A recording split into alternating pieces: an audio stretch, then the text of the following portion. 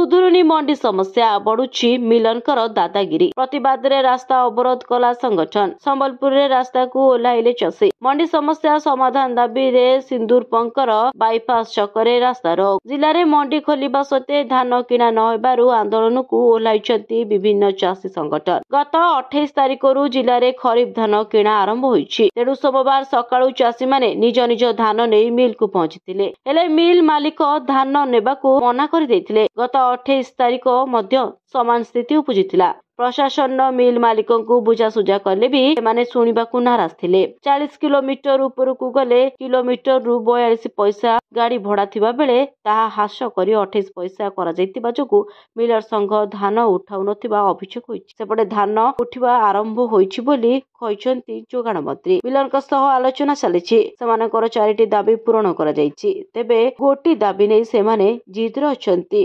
मिलरकर charge बढ़ाइबाकू जिद करूछंती Miller मालिक। एने मंत्री स्तरीय कमिटी रे आलोचना होई निष्पत्ति बाहर करा जियो बोली मंत्री सूचना दैछंती। ब्यूरो रिपोर्ट न्यूज दुनिया।